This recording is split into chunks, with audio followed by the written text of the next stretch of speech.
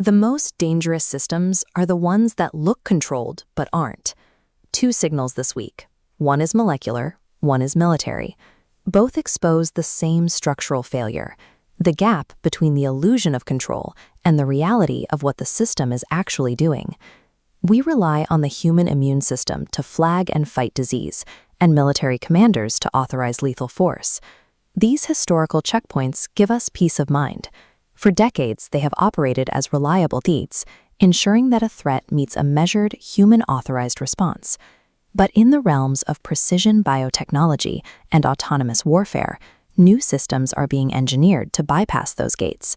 They operate at speeds and levels of mimicry that finish the decision cycle before our traditional checkpoints can even register a threat. The result is a control layer that has become purely decorative.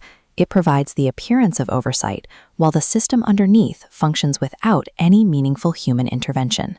To see how this bypass works at a micro level, look at a recently discovered class of engineered biology, bacteria that can hack a host by pretending to belong there. For the last century, antibiotics have relied on blunt force. They flood an infected system with aggressive chemicals, designed to broadly disrupt bacterial function. This flowchart illustrates the problem with that approach. By bombarding a cluster with chemicals, you create an environment where only the most resilient survive. Every treatment effectively becomes a training program for the pathogen, which accelerates the long-term threat of resistance. Mirror bacteria use a different strategy. Instead of attacking the system, they engage in identity fraud. They present a molecular surface signature that exactly matches the host's own cells. Because the outer texture mimics the host, the immune system scans the bacteria and registers it as safe. The threat passes through the cellular perimeter unbothered, circumventing the recognition step entirely. By controlling the synthesis protocols for these molecular signatures, developers can program an organism to seek out and gain proximity to specific biological targets. This transforms the bacteria into an undetectable delivery system, a biological chassis that can carry a payload past the immune perimeter without ever being flagged as a threat. In this scenario, the body's defense mechanism is technically present, but the bacteria's mimicry renders it structurally useless. This structural failure moves from the molecular to the massive on the autonomous battlefield. Here, extreme machine speed acts as the bypass mechanism.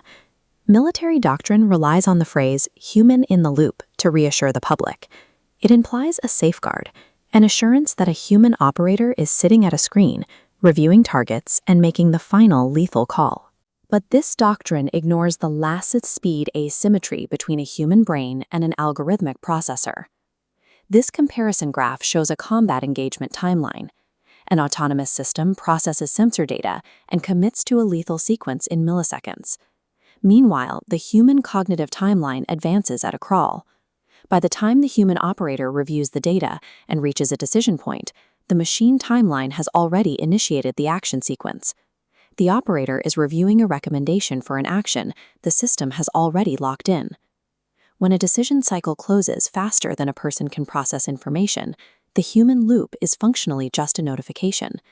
Whether it's a mirrored cellular surface or a sub-second algorithmic timeline, the result is identical. The system executes autonomously, while the human control layer remains absent. Operating systems that outpace our control leads directly to severe legal and ethical consequences. Autonomous systems learn from historical engagement data, applying the profiles and biases of past conflicts to modern scenarios. This gap between a fixed historical model and a dynamic present is where civilian casualties occur. When these systems make a lethal error, they enter a liability framework designed for accountability laundering. Current doctrine ensures that fault is diffused across software developers, commanding officers, and procurement channels. By spreading the blame across a vast network of stakeholders, no single individual is ever held responsible. We are facing a fundamental mismatch. Human biology did not evolve for synthetic molecular mimicry, and international law was not written for sub-second AI targeting cycles.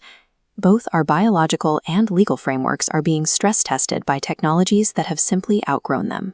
Policymakers now face a choice: proactively redesign these control layers, or wait for a catastrophic, undeniable failure to force the doctrine into the public record under cross-examination. Navigating this era of acceleration requires us to look past the decorative control layers of our current institutions and find exactly where our human authority actually ends.